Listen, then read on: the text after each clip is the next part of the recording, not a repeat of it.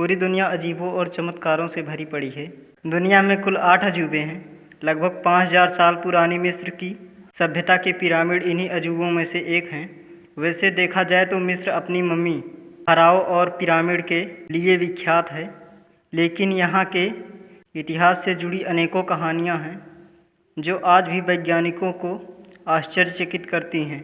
लेकिन आज हम आपको प्राचीन सभ्यता के बारे में कुछ ऐसी जानकारियाँ बताने जा रहे हैं जिनके बारे में बहुत ही कम लोग जानते होंगे।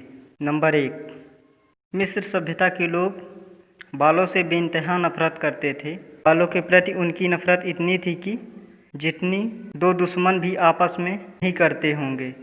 उनके मुताबिक शरीर पर बाल होना स्वास्थ्य के लिए हानिकारक होता है, इसलिए वो लोग शरीर से हर तरह के बालों को साफ कर देते थे। मिस्र के लोगों की फोटोज में सिर पर जो बाल नज़र आते हैं वो असली नहीं बल्कि विग है। ये लोग विग को टोपी की तरह पहनते थे, वो भी सिर्फ इसलिए ताकि सूर्य की सीधी धूप उनके सिर पर ना पड़े। नंबर 2, मिस्र में मेकअप करना आवश्यक था। ये लोग सुरमा का प्रयोग जरूर करते थे। वो मानते थे कि हरा और काला सुरमा उन्हें सूर्य की किरणों, मधुमक्खियों तथा हानिकारक संक्रमणों से बचाए रखता था। इसके अलावा ये सूर्य देव को श्रद्धांजलि और नमन करने का एक तरीका भी था। नंबर 3, इन लोगों के लिए दांतों को साफ रखना इतना महत्वपूर्ण था कि वो मम्मियों को टूथपेस्ट की सुई के साथ दफनाते थे। माना जाता है कि प्राचीन मिस्र के निवासियों ने ही एक तरह की टूथपेस्ट की शुरुआत की थी। इसे बनाने में बैल के खुरों का पाउडर, जले हुए अंडे की छाल तथा राख के मिश्रण का प्रयोग करते थे। नंबर 4, मिस्र में फरासों मतलब राजाओं के मरने के बाद उनके नौकरों को भी उनके साथ जिंदा दफना दिया जाता था। पहले लोग नौकरों को सिर पर वार करके बेहोश कर देते थे और फिर दफना देते थे। नंबर 5, माना जाता है कि सन 400 से 800 के बीच मिस्र के ज़्यादातर लोग ईसाई धर्म के अनुयायी थे, लेकिन 10वीं सदी के मध्य में मुसलमानों के हमले के बाद बड़ी संख्या में लोगों का धर्म परिवर्तन हुआ और इन्होंने इस्लाम धर्म कबूल कर लिया। बाद में इनकी काप्टिक भाषा की जगह भी अरबी भाषा ने ले ली।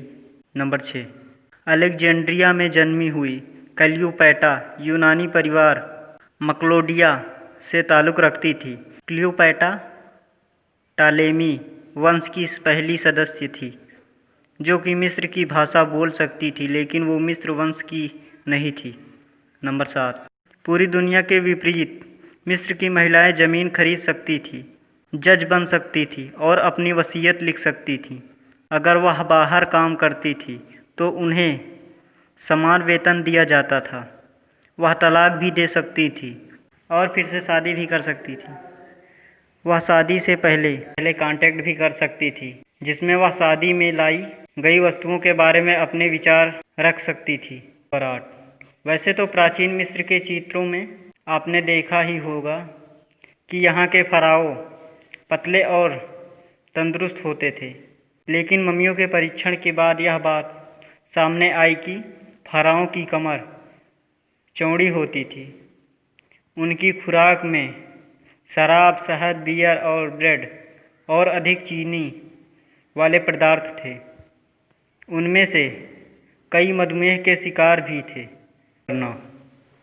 200 सालों के बाद भी मिस्रवासियों और हित्तिटस के बीच की लड़ाई का कोई नतीजा नहीं निकला। 1259 में दोनों राज्यों को एक दूसरे से खतरा था। रामसेस और हत्तुसिल III एक शांति संधि की और एक वादा किया कि वह किसी भी तीसरे आक्रमणकारी के खिलाफ एक दूसरे की मदद करेंगे। नंबर 10, मिस्र के निवासी गणित में काफ़ी तेज होते थे। उनके द्वारा बनाई गई संरचनाओं से यह साबित होता है कि गणित और वास्तुकला में वे बहुत तेज और निपुण थे। प्राचीन मिस्र में अगर कोई बौना पैदा होता था तो उसको बहुत खुशकिस्मत माना जाता था, क्योंकि उनका बौनापन उसको आसानी से नौकरी दिला देता था। नौकरी भी ऐसी वैसी नहीं, बल्कि सोने के कारखाने में। विचित्र शक्ल वाले लोग जल्दी से पहचान में आ जाते थे, इसलिए उनको पकड़ना आसान होता था। नंबर 12। ये बात बेहद रोचक है कि गर्भधारण से बचने के लिए प्राचीन मिस्रवासी मिट्टी, शहद और मगरमच्छ के गोबर का एक मिश्रण बनाते थे। उस मिश्रण को महिला की योनि में डाल देते थे, जिससे महिला गर्भवती नहीं होती थी। इसका मतलब था कि मगरमच्छ का गोबर एसिडिक होता है, जो शुक्राणुओं को मारता है। नंबर 13। मिस्र एक गर्म जगह है, जहाँ तापमान 114 डिग्री तक पहुँच जाता है। इस गर्म वातावरण में भी गीजा के पिरामिड का तापमान 68 डिग्री ही रहता है। और तो और पृथ्वी का औसतन अंदरूनी तापमान भी 68 डिग्री ही है। नंबर 14। प्राचीन मिस्र में बिल्लियों का एक अलग स्थान था। जब भी उनकी पालतू बिल्ली मर जाती थी तो वे अपनी भौहें सेव कर लेते थे। वे बिल्लियों की मम्मी बनाते थे और उन्हें चूहों और एक कटोरी दूध के साथ दफनाया जाता था। उनका मानना था कि अगर इस दुनिया में कोई जानवर ऐसी भक्ति पैदा कर सकता है तो वह बिल्ली ही है। नंबर 15। मिस्र के डॉक्टर एक ही अंग का अध्ययन करते थे। इतिहासकार हेरोडोटस के अनुसार प्राचीन मिस्र में एक चिकित्सक एक ही बीमारी का विशेषज्ञ था और उससे संबंधित इलाज ही करता था। उनके पास हर बीमारी के लिए एक अलग चिकित्सक होता था। शेफर्ड ऑफ द अनस इसमें से सबसे रोचक नाम था। नंबर 16।